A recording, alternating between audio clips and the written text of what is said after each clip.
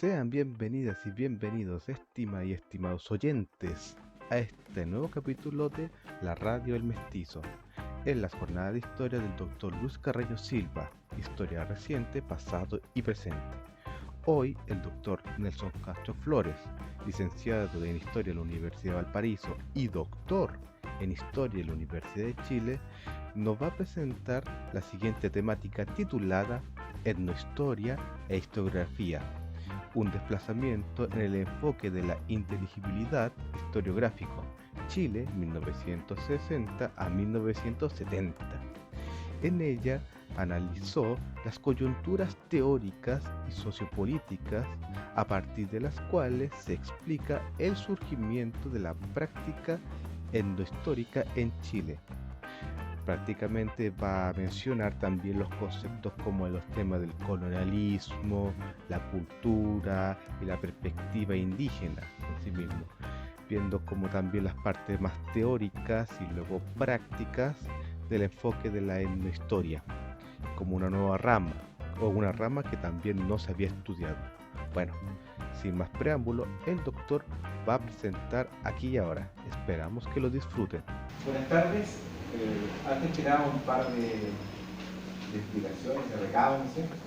En primer lugar, el saludo del profesor Jorge Hidalgo para ustedes y la excusa que ya les dio en su momento por no poder asistir por asuntos de índole familiar. Y eso es lo primero. Y lo segundo, que aun cuando le haya propuesto un tema de exposición referido a los problemas de la extracción pesquera, de guano en el norte de Chile como tema de exposición, sin embargo hemos conversado dentro de esos temas y problemas que hemos trabajado en estos últimos 20 años, ¿qué problema presentarle a ustedes? Entonces coincidimos que era oportuno que presentaran parte de un texto que estamos trabajando en este tiempo y que tiene que ver precisamente con el ámbito que Jorge Hidalgo ha desarrollado a nivel en Chile y que eso le llevó a merecer en 2004 el Premio Nacional de Historia, y eso tiene que ver con el desarrollo de la etnohistoria, ¿no? La etnohistoria, y sobre lo cual vamos aquí a comentar, es un poco entender o comprender el contexto en el que la práctica etnohistórica surge en Chile, en primer lugar, y su relación con algunos procesos sociales y políticos que caracterizaban a Latinoamérica y en general a nivel mundial a inicios del 60, y por otra parte dar cuenta de qué manera este enfoque significó un desplazamiento epistemológico en el esquema de inteligibilidad geográfico que estaba en Chile, digamos, en esa década del 60, y que tenía como centro a dos espacios distintos, por una parte la Universidad Católica y por otra parte la Universidad de Chile. Y ahí vamos a ver que se trata también de un problema que está directamente vinculado no solamente con un esquema de inteligibilidad, sino también con ciertos supuestos políticos sobre los cuales nos vamos a referir en la última parte de la exposición. Y bueno, el problema no surge de la contratación en la historia de la historiografía, sobre todo a partir de la publicación de dos libros, ¿no? El texto de Gasmuri del año 2009 y el de Pinto y Argudín, que están referidos al estudio de la historiografía chilena, básicamente. En esos dos textos está ausente la referencia sistemática a la producción etnohistórica y a la etnohistoria, comprendida, digamos, como una disciplina que se nutre tanto de los supuestos teóricos metodológicos de la historiografía, pero también de otras ciencias sociales y particularmente de la antropología. No hay en estas dos obras de síntesis ninguna consideración respecto de la etnohistoria. Esa explicación, ese olvido, se puede explicar muy rápidamente, porque en general los historiadores han sido renuentes a la etnohistoria por considerarla más bien una disciplina propia de la antropología. Y en estricto rigor, en Chile, la etnohistoria forma parte, en el esquema que rige actualmente la división de las disciplinas, forma parte de las ciencias sociales. O sea, los comités que evalúan los proyectos de la historia son los comités que evalúan los trabajos de arqueólogos y antropólogos. No está vinculado, digamos, al ámbito de la historiografía. Esa es la primera cuestión, que tiene que ver con una especie de celo profesional. No obstante, o sin embargo, en Chile la etnohistoria surgió al alero de departamentos de historia y no de departamentos de antropología. Es una segunda cuestión. Ahora lo que llama la atención también de estas dos síntesis es que a lo menos un par de trabajos habían prestado atención al desarrollo del enfoque histórico. Uno, un trabajo primero de inicio de la década de 1980, escrito precisamente por Jorge Hidalgo, donde él establecía el vínculo y la relación de la etnohistoria contemporánea con la historiografía y con la antropología, remarcando básicamente la idea y la noción de que esta disciplina aparecía hacia la década del 60 en ruptura con la historiografía, a lo menos de la historiografía decimonónica, de corte liberal y nacional. Y después vamos a ver más adelante que hay unas cuestiones que va a impactar en la historia precisamente por el cuestionamiento, en tensión, la idea misma de relato nacional o de historia nacional.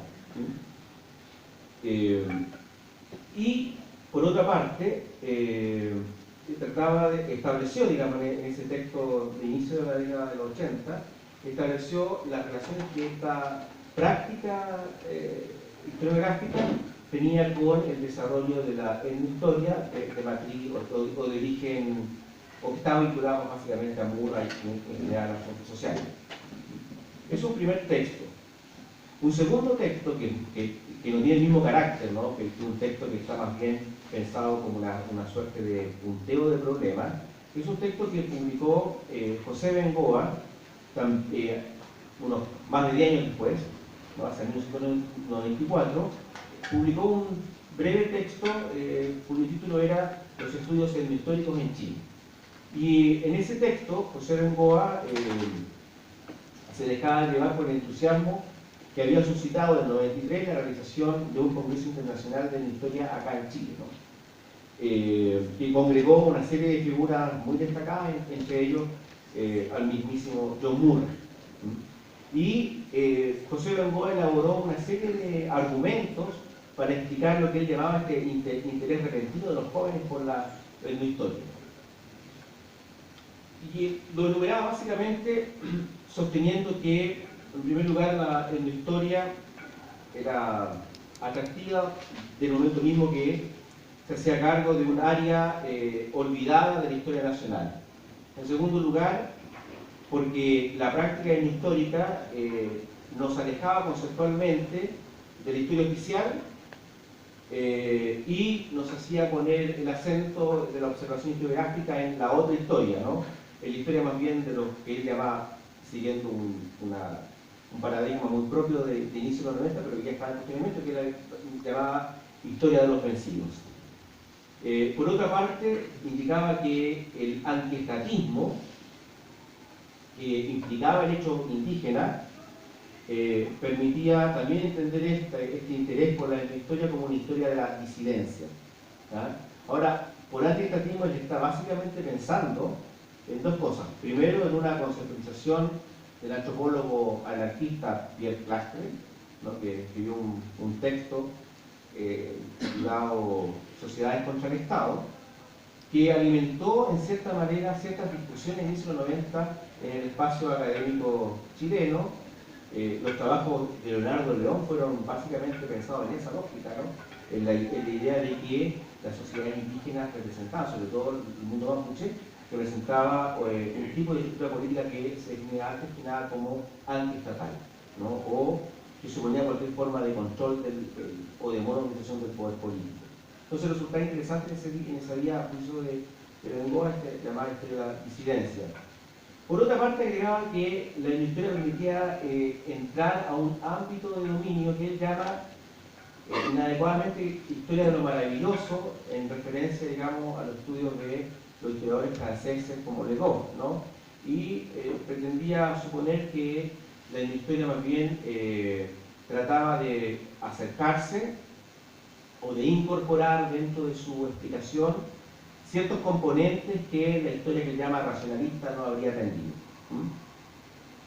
Y por otra parte, señalaba que el interés de esta historia, de la historia, estaba dado también por otro interés, en la historia, el interés por la oral, por la oralidad, y también por la historia regional.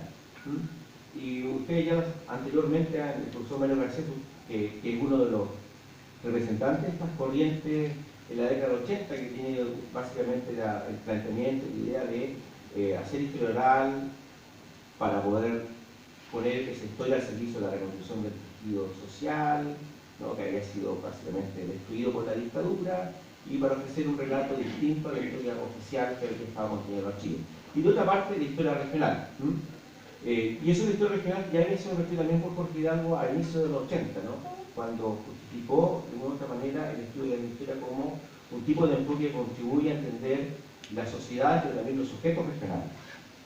Y por último, en esta reflexión que uno podría compartir también con Bengoa, él señala que el interés de la historia está básicamente también vinculado por su relación con la historia latinoamericana, en el sentido de que cuando, y cito literalmente a Bengoa, la idea de que nuestra historia se parece mucho más a la de Bolivia o la de cualquier pueblo o país latinoamericano que a la historia de Alemania, como dice Bengoa, o la historia de Francia, la historia europea.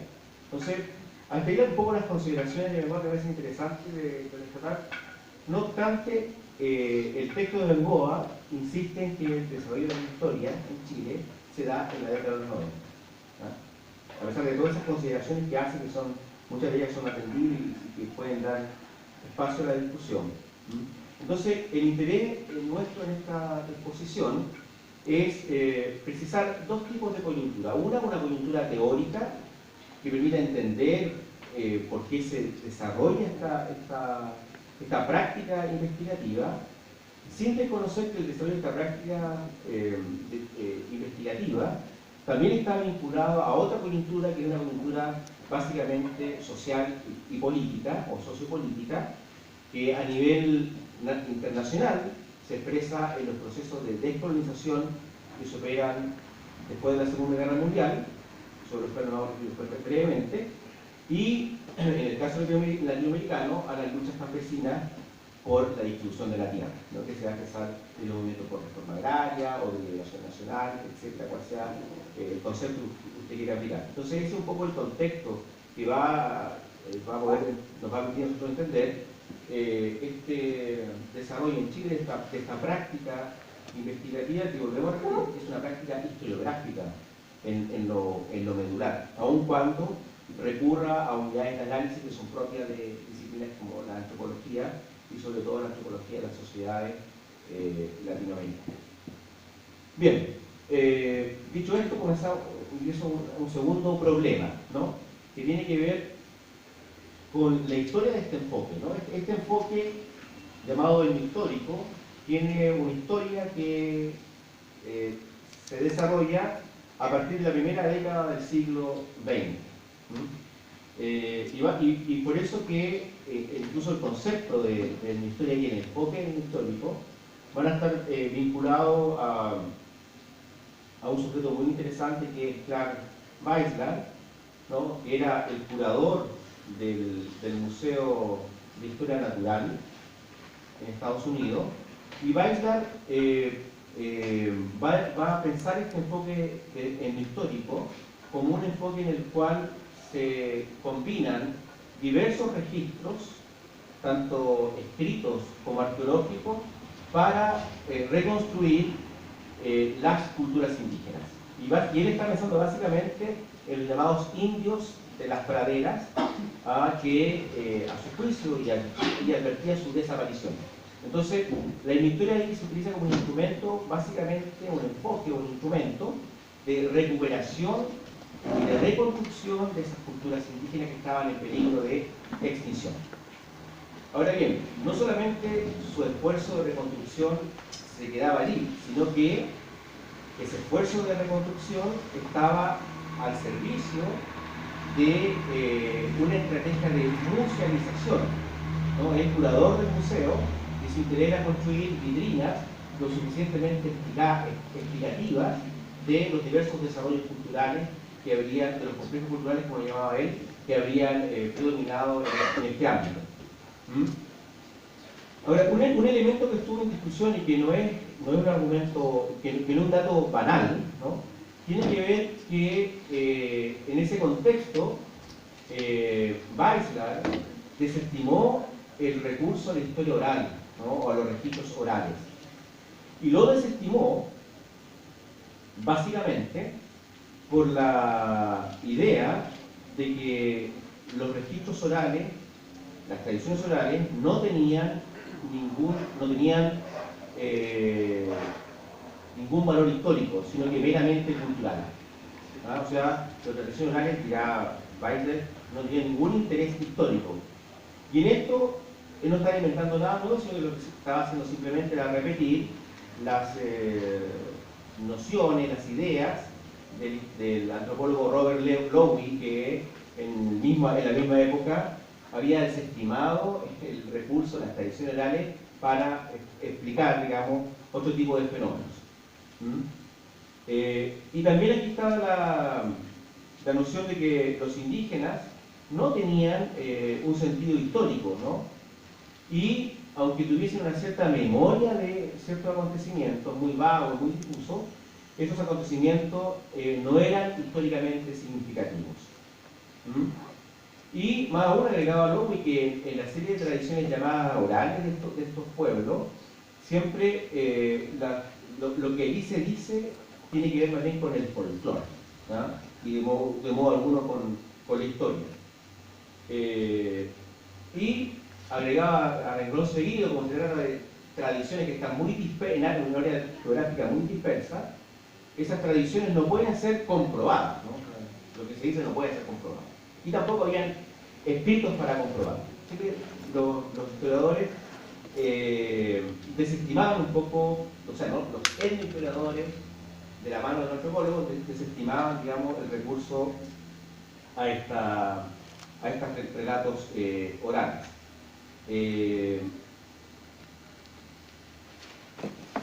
Ahora, por otra parte, digamos, recuperar esta idea, o sea, el enfoque histórico de Weisler es un enfoque que está en función de una estrategia de musealización, ¿no? Es la etnia, sí, pero en el museo. Ahora, ¿para qué en el museo? ¿Para provocar alguna comprensión histórica de las sociedades? ¿Para entender alguna urgencia del presente en esas sociedades? No. Básicamente, ese proyecto de musealización estaba en función de hacer de estas muestras, citamos a Weisler, una fuente de inspiración para el arte y la literatura. Muy popular del año 20 con toda una estrategia, ¿no?, del primitivismo que se valora en algunas tradiciones artísticas, etc. O sea, ahí es otro un poco el concepto. Ahora, lo que resulta curioso, en términos no curiosos, lo que resulta realmente llamativo es el descarte que en este debate hay respecto a las tradiciones orales. Y la explicación es casi obvia. ¿Ah? En el momento que se da este debate, las comunidades indígenas en Norteamérica habían hecho una serie de presentaciones reclamando el reintegro de sus tierras. Entonces, ese debate, en función de legal, capacidad histórica, a estas tradiciones orales, era una estrategia para deslegitimar los reclamos indígenas sobre las tierras usurpadas. O sea, es una cuestión muy banal. ¿Ah? O sea, esta atribución por lo estético, lo museográfico, ocultaba esta situación de despojo de los indígenas de sus tierras. Entonces, de ahí viene esta serie de ideas de que el indio sí en el museo, fuera del museo no.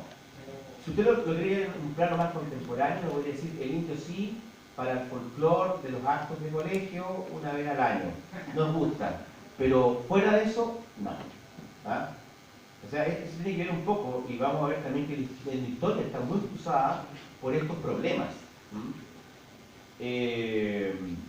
Bueno, hacia la década del 50, para avanzar un poco más, la historia tiene un estatus institucional con la creación por una parte de la Sociedad Americana de Historia y con la creación de la revista Ethnohistory, que hasta el día de hoy se sigue publicando en Estados Unidos.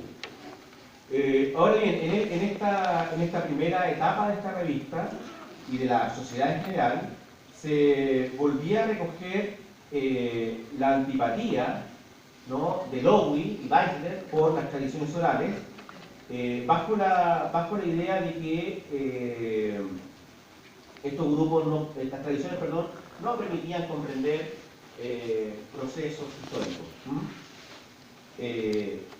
Y como sabemos, la Comisión de Reclamo de Tierras Indígenas en el periodo, en esa primera década del siglo XX, había sostenido este mismo juicio, ¿no? Solo es válido para temas de reclamo de tierra, los registros documentales y no las tradiciones orales. Es un debate que sigue, ¿no? Ahora bien, al promediar la década del 60 a nivel latinoamericano, según un informe publicado precisamente en la revista Ethnohistory, ¿no?, Adams sostenía que no había en el ámbito latinoamericano una especie de unidad de investigación que permitiera propiamente definir problemas, ¿no?, ni tampoco había un uso de un enfoque etnohistórico en la academia latinoamericana. Y en general sostenía Adams que la historia de los indios, como la llamaba él, no había merecido ningún nombre o ninguna vinculación con alguna disciplina particular o determinada. O sea, ahí se reflejaba el desinterés por esta historia indígena. Incluso quienes habían avanzado en la comprensión de las sociedades indígenas, pongamos por caso a Valcárcel en el Perú y Alfonso Caso en México, el interés de estos autores, Valcárcel sobre todo, para incorporar a los indígenas lo era más bien en la perspectiva de comprensión o preocupación por lo que ellos llamaban las tradiciones nacionales. Es un poco la mirada de estos autores. Pero en todos los casos, la historia de los indios no era considerada como parte de la historia nacional. Era un componente más como de la tradición. Esos lenguajes nosotros lo vamos a ver más adelante, lo vamos a ver en autores como Gonzalo Vidal Correa, por ejemplo. Y ya vamos a hablar de Gonzalo Vidal Correa, y más que Gonzalo Vidal Correa, sino de su maestro, Jaime Isaguirre. Pero ellos consideraban que sí era valorable, pero en términos de conservación de identidad nacional. De hecho, en la extrema derecha, el único autor que se manifestó a favor de la creación de una ley indígena a principios de los 90 fue precisamente Gonzalo Vidal. Por razones que no tienen nada que ver con los partidarios del multiculturalismo o de la interculturalidad, ¿no? Sino que eran bien por razones nacionales. Son un componente también de la nacionalidad, entre otras cosas más. No obstante, Adams ha creado una clave interpretativa que para nosotros nos resultó muy interesante al momento de estudiar este periodo. No obstante, advertía Adams en el periodo que están surgiendo algunas investigaciones históricas en los países latinoamericanos. Estas investigaciones, escasas en la época, estaban en directa relación o en paralelo con el desarrollo de una historia revisionista. En la medida que un nuevo foco significativo o interpretativo estaba iluminando los datos. Pero, siguiendo a otro antropólogo, a Krebe, Adams advertía que un mayor esfuerzo y coordinación interdisciplinario en los estudios etnográficos y en la aplicación de conceptos etnológicos a los materiales documentales iba a dibujar nuevos desarrollos en la investigación etnohistórica, ¿no? Entonces, un poco el contexto anglosajón, si usted quiere, porque precisamente en esta misma época, en la década 60, vamos a ver más adelante, viene a Chile, bueno, así, pero en un sentido bien fuerte, visita Chile, invitado por el Centro de Estudios de Historia Americana, dirigido por tremendos historiadores que fueron Álvaro Jara y Rolando Millaje, viene invitado por Murra, ¿no? Que es el pionero de los estudios históricos andinos, ¿no? Y vamos a ver que entre esos discípulos de Murra, ¿no?, está, entre otros, Jorge Hidalgo, ¿no? También hay, en la historia de la disciplina hay también relaciones, hay sujetos, etc., ¿no? Pero sobre eso no me voy a referir porque sería irnos para otra vía, sería para la vía de una historia más en particular de los estudios andinos.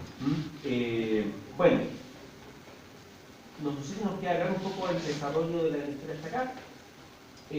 La década 60 se torna interesante, como ya hemos dicho, porque a nivel mundial hay una serie de fenómenos políticos, sociales, uno de ellos, y en primer lugar, los movimientos de descolonización, ¿no?, que están aconteciendo tras en la segunda mitad del siglo XX, movimientos de descolonización que se tradujeron también en debates, en fuertes debates políticos, en fuertes debates geográficos, ¿ah? Y en ese sentido, el núcleo donde se armaron muchos de estos debates fue en relación con la descolonización del África.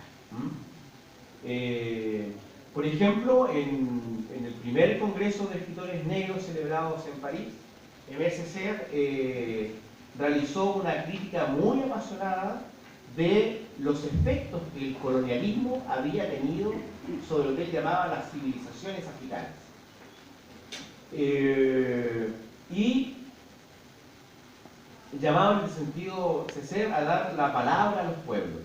En la misma época, Fanon, Frank Fanon, en un texto que se convirtió en un clásico, Los Condenados de la Tierra, un texto que ha sido reeditado incesantemente por el Fondo de Cultura en su versión de diarios.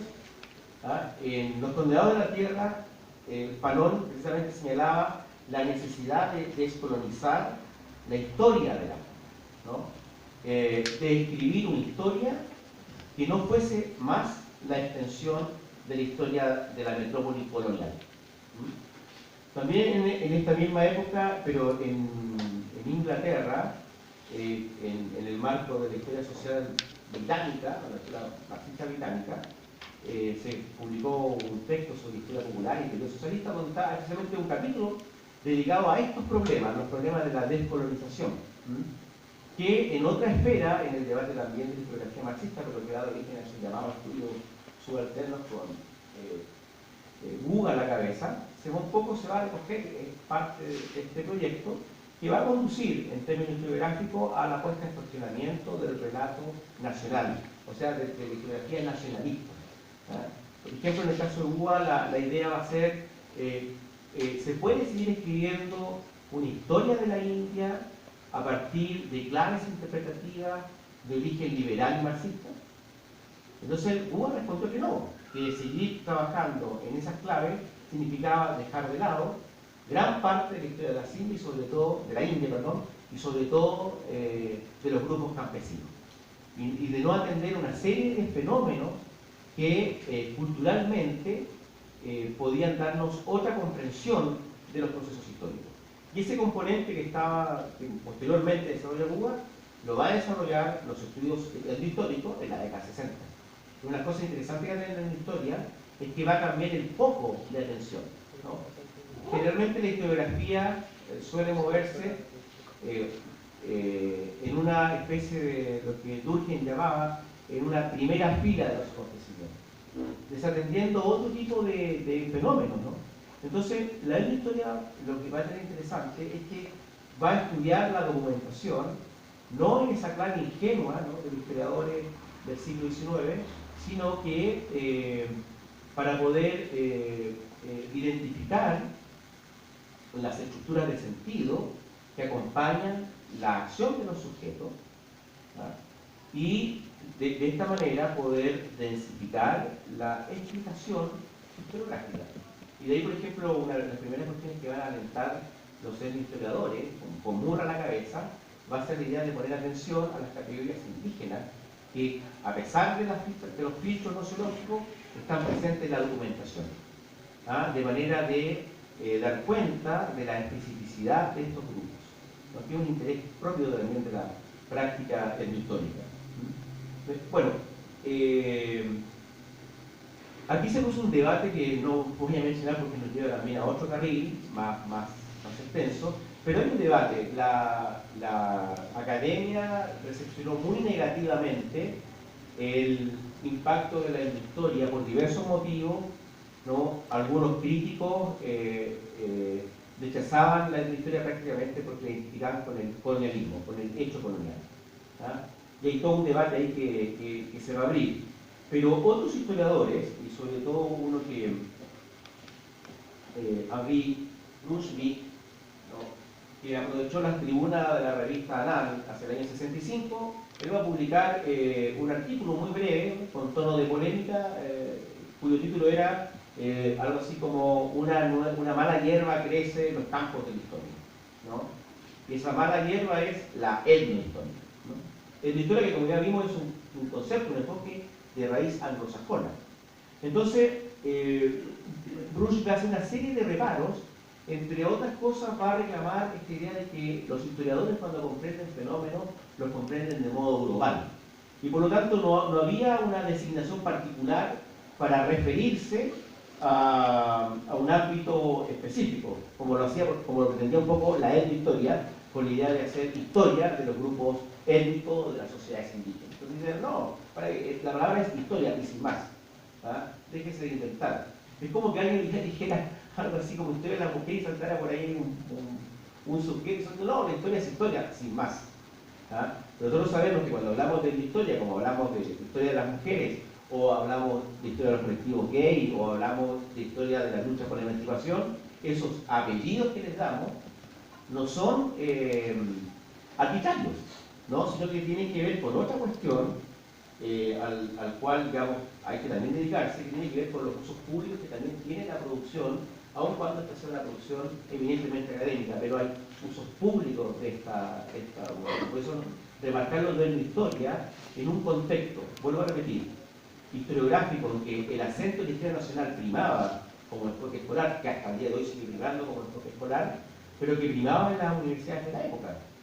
Ustedes recuerdan autores aparentemente tan críticos como Ramírez Necochea, justificaba su historia, su proyecto histórico bajo la idea de que hacia fines del siglo XVIII la nacionalidad ya estaba absolutamente constituida. Entonces había que hablar de historia nacional de Chile, no de historia colonial. Entonces el tipo marcaba, y esa tesis era muy propia también, como lo señaló hace muchos años Carmagnani, era muy propio de los historiadores liberales del siglo XIX.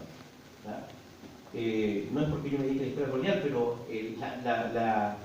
vamos a ver que en la época del 60, dedicarse a la historia colonial era sinónimo de hispanista, de conservador y de católico.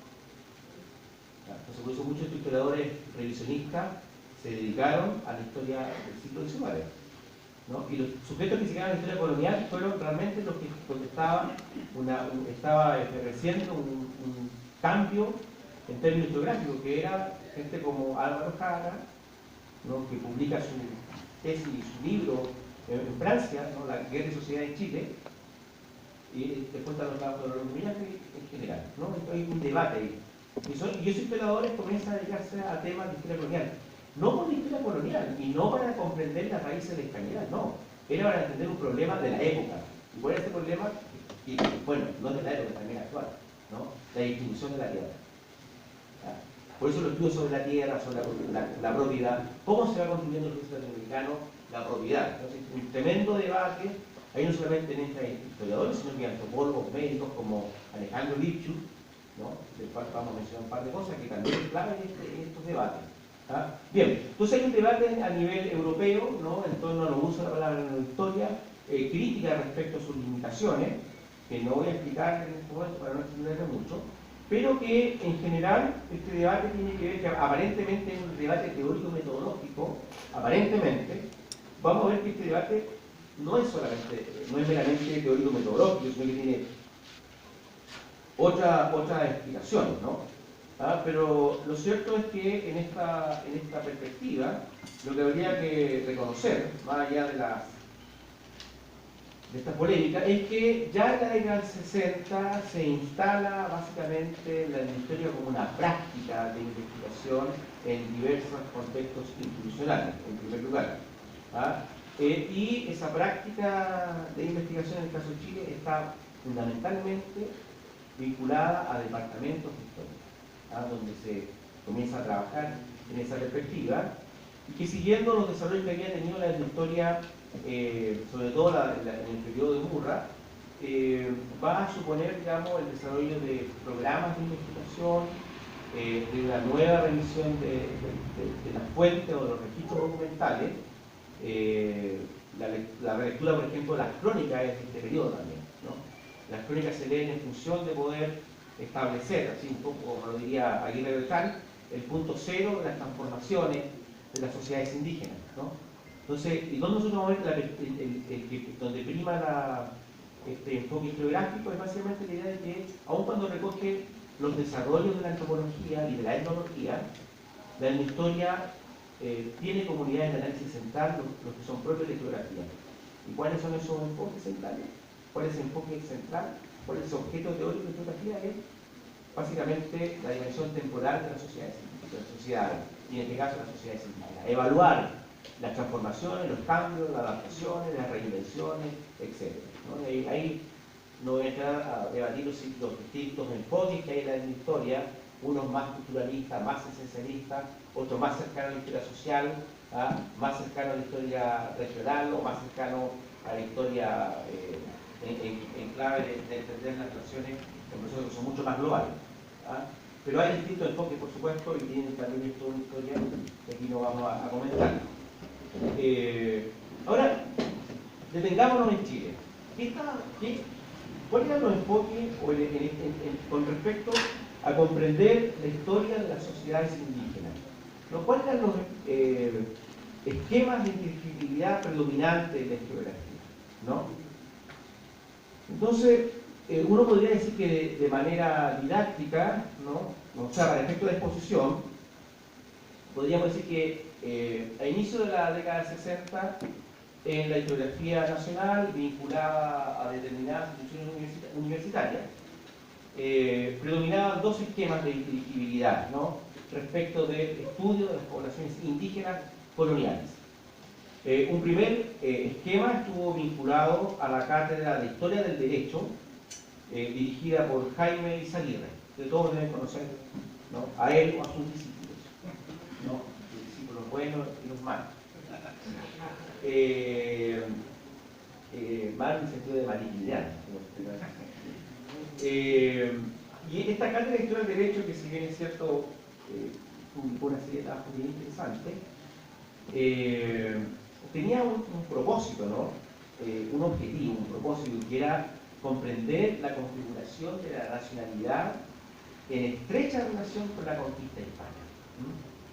Y para esto es interesante, por ejemplo, consultar al propio Izaguirre, ¿no? Quien hacia 1965, en una prosa que es envidiable, para el que han leído Izaguirre, una prosa que es envidiable, por eso tenía que durante milenios, ¿no? Había predominado desde las arenas del desierto atacameño hasta los helados linderos de la Antártida, una extensión geográfica, desde Atacama hasta la Antártida, durante milenios, lo de milenio es interesante, una vida vegetativa, así tal cual, ¿no? Una geografía inerte por la que deambulaban grupos dispares en medio de una naturaleza sin unidad. Y agregando, a renglón seguido, solo la presencia de un pueblo superior y la mente de un caudillo de visión alta y voluntad templada, ese caudillo es Pedro Valdivia, ¿no? Habían permitido animar aquella geografía inerte, no inerte, aquella geografía inerte, ingresando la vida en la materia, ingresando la vida en la materia, y la vida histórica, ¿no? Básicamente, comenzaba a reemplazar la vida vegetativa, incorporando la naciente historia de Chile al destino de todos los pueblos de Occidente. Es una empresa que es coherente con el destino, ¿no? Yo tenía del caudillo, ¿no? Que tampoco es accidental. Cuando dicen el caudillo es Pedro Valdivia, pero también el gran caudillo, los francos. Después vamos a ver por qué, ¿verdad? Entonces, incorporando la naciente historia de Chile al destino de todos los pueblos de Occidente. La inclusión en esa unidad histórica universal permitió, de acuerdo a Eizaguirre, la llegada del derecho. Recuerden que dirigió una cátedra del derecho, ¿no? La llegada del derecho para marcar las fronteras del orden y de la libertad, del poder y de la justicia. Y por otra parte, junto con el derecho del cristianismo, ¿no? En afanoso anhelo de moderar las discrepancias, de sanar con el amor las heridas de la lucha armada, de hacer poderosos y débiles seres iguales en esencia, emparejados por el implacable recelo de la muerte y el objetivo juicio de Dios. Interesante. No, es muy interesante porque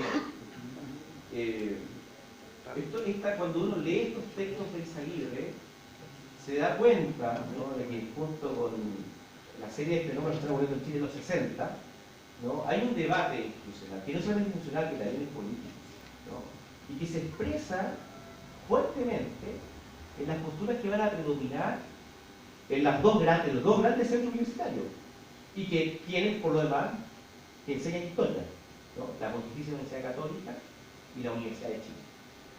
¿Ah? Y en ese contexto, por eso es interesante el surgimiento de la historia, ¿no?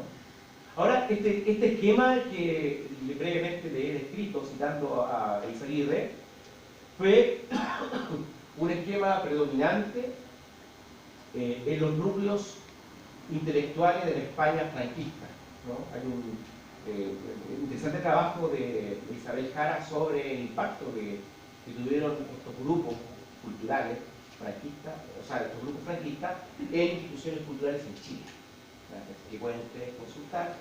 A propósito de una tesis ya por Joseph Fontana, que dice lo siguiente: dice que cuando llegó esta joven estudiante, esta joven profesora, a comentarle su interés de que fuera su profesor un día, Fontana dice que la miró y que pensó cómo historiadores de como pensadores de cuarta clase, como eran los teóricos vinculados al franquismo, podrían ser de interés para una joven investigadora, ¿no? Pero dice que su sorpresa fue mayúscula cuando el trabajo de Isabel Jara establece los nexos, ¿no?, que el franquismo tuvo en Chile a través de una serie de instituciones culturales. ¿Ah? Ya, a propósito de hoy día de Cataluña, etcétera, de esas cosas como que pesa mucho esa tradición. Ahora bien, digamos que este enfoque que describía Eizaguirre estaba muy presente en la España franquista, y revisando, por ejemplo, una revista de antropología que se edita desde hace muchos años en España, y que por el perro control que tenía la dictadura franquista de las instituciones universitarias y culturales,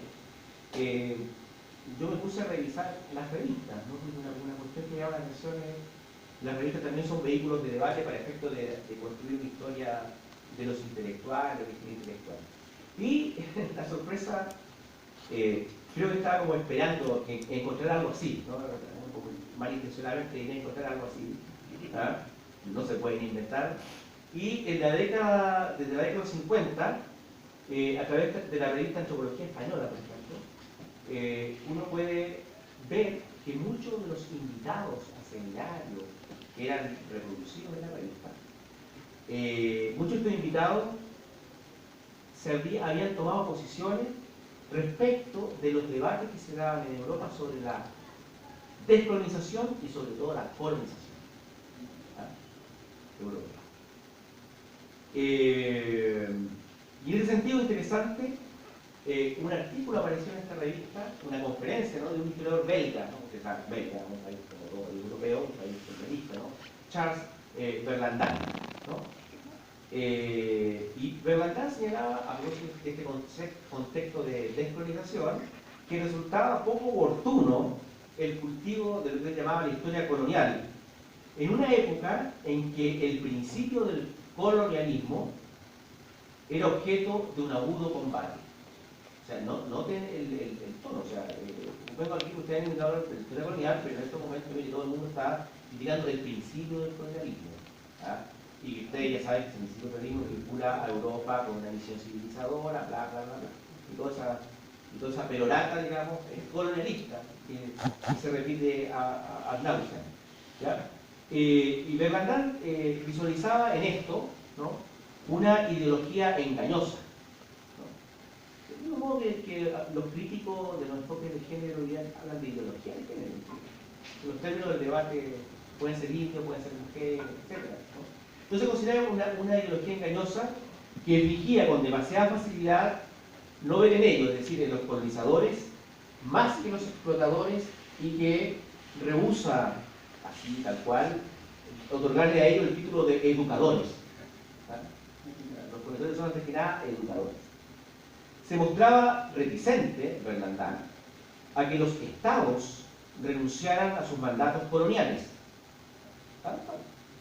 por el riesgo evidente que se perdiera la función racional que se daba en el cuadro institucional que ha nacido espontáneamente en la evolución cultural en nuestro mundo occidental. O sea, el riesgo era que se desbandara, ¿no?, que es un poco el concepto que está acá, ¿no? Entonces, agregaba que como una planta delicada, la civilización europea podía injertarse sobre un tronco exótico, pero es una operación difícil y que exige su tiempo. ¿No? Aunque reconocía que la emancipación del colonizado era el fin de toda colonización, los colonizamos para que se emanciparse, gracias. Era el fin de toda colonización. Sin embargo, su apresuramiento podría conllevar desgracias para los colonizados. O sea, el mismo argumento que por qué los tenían que pagar tributo. Pagan tributo para poder cuidarlo, resguardarlo, convertirlo y protegerlo del enemigo. Eso lo tienen que pagar. Lo protegen de la, ¿no? Entonces los colonizo para emanciparlos. Ahora, obviamente que se entiende que los colonizo para civilizarlos. Y una vez que estén completamente civilizados, en una tarea que existe mucho tiempo, hay ustedes recién podrán emanciparlos, ¿no? Ahora dice que esta obsesión, este apresuramiento no podía tener sino que más desilusiones y un cúmulo de inadaptaciones. Y por eso sostenía que hay que estudiar sistemáticamente y de modo comparativo la historia colonial. Esto lo estoy indicando porque efectivamente cuando yo enseñaba en cierta época de dedicarse a la historia colonial, no era sinónimo de haber tomado de antemano una postura o una posición política, no como tontos debates en torno al lineal en latín de la enseñanza universitaria porque lo vinculaban con la iglesia, ¿no? Y ha sido bastante lastimoso porque la pérdida de información humanística ha sido enorme en general, no solamente en Chile. Entre otros aspectos programáticos, Berlandan proponía ir más allá del marco nacional de la historia colonial, ¿no? Pero decía, algo interesante, aquí yo no voy a hablar acá, pero sobre este tema, ustedes lo pueden seguir en otras pistas, que es el debate que se arma acá. Hay otro concepto que es de lo transnacional, ¿no? Y no es curioso que un historiador de extrema derecha como Pierre Choni haya sido el gran partidario de los estudios transatlánticos, ¿no?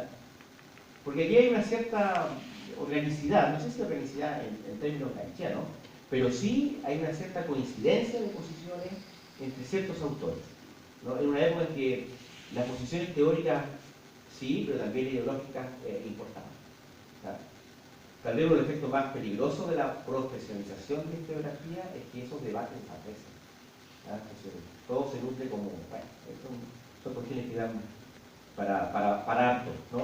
Ahora, lo que sostenía Berlandan era que el historiador tenía que ir más allá de los estrechos marcos nacionales para poder analizar de qué manera repercutían en la estructura económica, social, institucional, de las diferentes metrópolis, de qué manera esta estructura repercutía en las colonias. Y decía, sin olvidar el factor indígena, pero sin aumentarlo excesivamente como se ha hecho. O sea, está ahí, pero no me venga a decir que eso es la explicación misma de esto. Es un poco el tono del debate. Ahora, a riesgo de simplificar obviamente la postura analítica de Bernardán, porque hay otras cuestiones que no le he comentado, pero él sostenía, digamos, ya por convicción que el estudio de la historia colonial demostraba una verdad capital para todo el porvenir de la civilización, el de la unidad de este occidente transatlántico, que en un mundo trastornado, ¿no?, viene a ser cada día más, cada mes, viene a ser cada día más a la vez el guardián de la tradición y la garantía del porvenir. O sea, si usted escucha a los ideólogos del franquismo, exactamente, son muy coincidentes esta idea. Ahora, estas consideraciones del historiador belga también fueron concordantes con otra intervención que realiza la misma revista el historiador Ballestero Llebré, ¿no?, quien largamente discurre en torno al trasplante cultural de Europa a América, ¿no? Al que no me voy a dedicar mucha atención, pero básicamente Ballestero Llebré, al igual que Izaguirre, o antes que Izaguirre, perdón, había sostenido la idea de que la colonización era parte integrante del destino de la humanidad, ¿ah? Pues se producía en momentos en que la cultura que ha de ser transportada se halla en grado de madurez, ¿no?, en grado de dejar huella de sí. Ahora, para quienes se educaron en esos antiguos periodificaciones de la historia universal, puede rápidamente entender que esa idea de que la historia universal, que pasa universal, no es más que la historia o la periodificación de la historia de un segmento de Europa, es un poco esta misma idea, ¿no? Porque estas concepciones tuvieron fuerte eco en la historia escolar. Y a pesar de todo el esfuerzo que se han hecho por cambiar los contenidos, etcétera, por revisarlo, en muchas ocasiones estas perspectivas siguen predominando. Ahora, para él, sin lugar a duda, que en este proceso operaba una verdadera especie de providencia histórica que posibilita en la sede metropolitana los elementos culturales para su desplazamiento.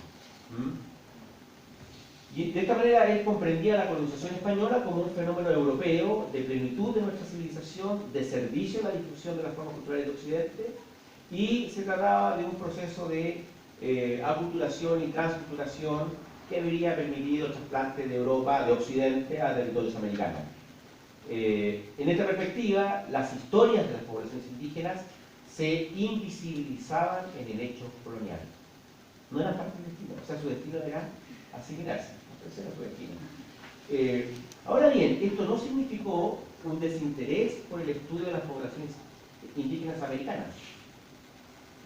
Junto con la colonización y la preocupación por el combate a los principios de la descolonización, se llama bien, hubo, hay que decirlo, un sincero interés por el indigenismo entre estos sectores.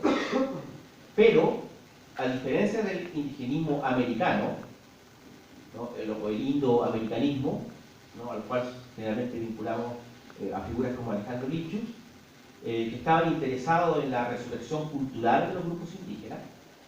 Todo un enfoque muy interesante que también impactó positivamente en la generación de marcos regulatorios, etcétera, de posiciones, de estudios, ¿no?, de agenda legislativa, etcétera.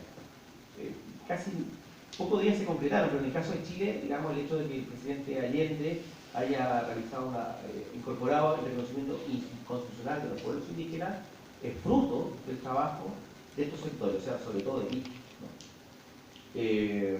que en la época tenía una fama enorme de intelectual, y del cual Neruda decía por ahí que, aunque no dirigía ningún ejército, sino que simplemente una cátedra universitaria, era el más influyente de todos los sabios de nuestra época.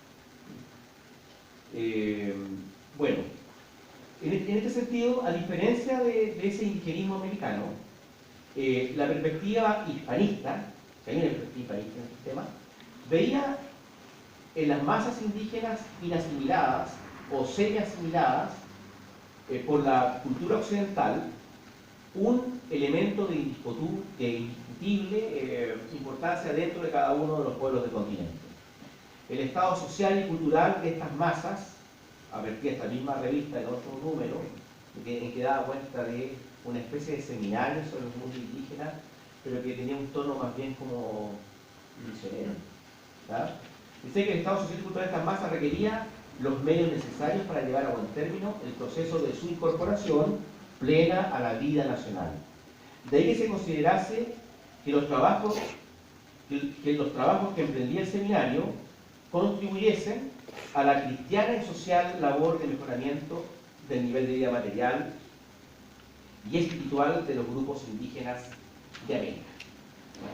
O sea, lo que hacían era simplemente retomar un tono paternalista, ¿no? Un tono paternalista que básicamente en términos de la práctica jurídica colonial llegó a definir a los indios siempre jurídicamente como sujetos miserables, ¿no?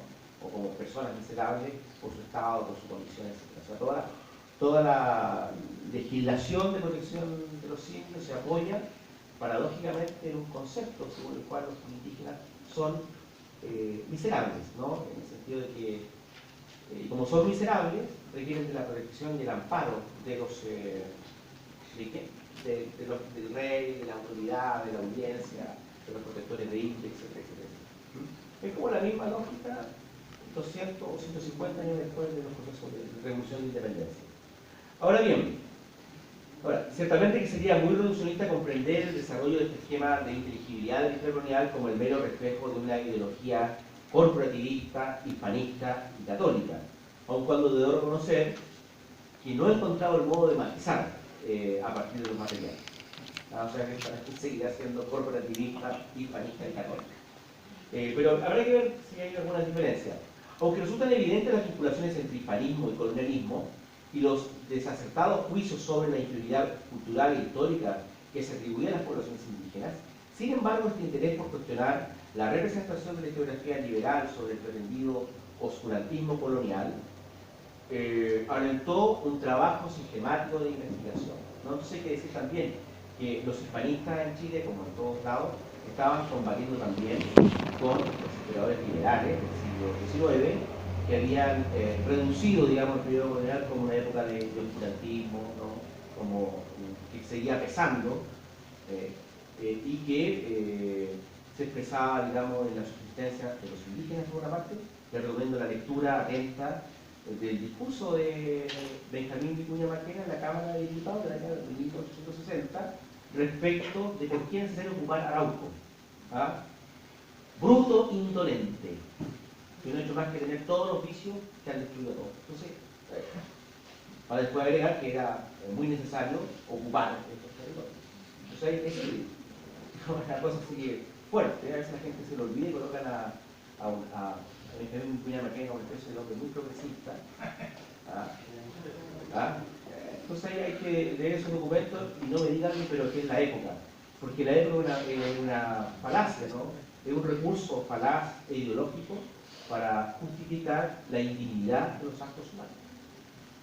Usted busca, siempre hubo gente que resistió, que se opuso y que dijo no. A veces hay que tener cuidado con esos discursos que explican todos los comportamientos por la época. Pero la época no puede explicar el nazismo, ¿no? Las atrocidades. Y la época también nos puede explicar la atrocidad de la dictadura militar, el terrorismo de Estado, etc. Uno podría hacer todo ese tipo de explicaciones. Pero por eso no es una buena herramienta. Bueno, ahora bien, desde un enfoque de historia del derecho, Eduardo Silva Vargas, que es el autor de un libro que tiene varias características que son muy interesantes, Los pueblos de India en Chile Central, ¿no? Que es un libro que tiene ese valor, ¿no? El valor de haber puesto en valor una serie de documentación que describían a los pueblos de indios del Chile Central, ¿no? Estos pueblos que son Olmué, Quillota, Yanquetorca, Talagante, Polipilla. O sea, lo que indica Eduardo Silva Vargas, mira, había indígenas, ¿no? Eso uno queda como un texto de los 60, ¿no? Y que estaba vinculado al grupo de Jaime Isaguirre, ¿no? Ahora bien, más allá de esa buena intención,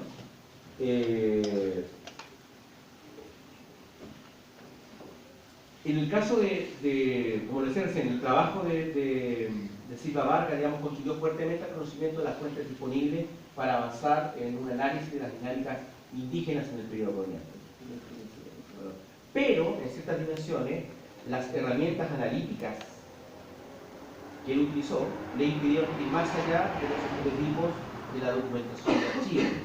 De ahí que tendiese a aceptar la barbarie de los indios, apoyada en lo que llama él, comillas, la observación de hechos reales, ¿no? Con excepción de los mitimaes incas. Y aquí es muy consciente de la historiografía liberal, porque cuando los historiadores liberales escribían, si había algo de civilizado en estos bárbaros, todo se atribuía al Inca. Y otro formato de explicación, digamos, que también ideológico, o sea, todo lo que es interesante se atribuía a la civilización de los Incas. Pero en verdad, basta que ustedes lean el par de capítulos que Barros Arana dedica a los aborígenes en el primer tomo de la Historia General de Chile. Y ahí uno queda sorprendido y ser criador queda como un niño de pecho, como una medida de la caridad, frente a los juicios que emite biólogos, o sea, Barros Arana. Por otra parte, se debe indicar que el esquema jurídico de Silva Vargas también presente en el trabajo, está presente también en el trabajo de historiadores como Néstor Mesa Villalobos y el propio Izaguirre, dificultaba la contención de la situación colonial. Además, ellos habían hecho una toma de partido. La colonización es parte del destino de la humanidad. Era parte, era un proceso. En esta perspectiva, y con esto vamos a terminar, en esta perspectiva, otro esquema de legibilidad historiográfica se articuló en el núcleo de historiadores de la Universidad de Chile.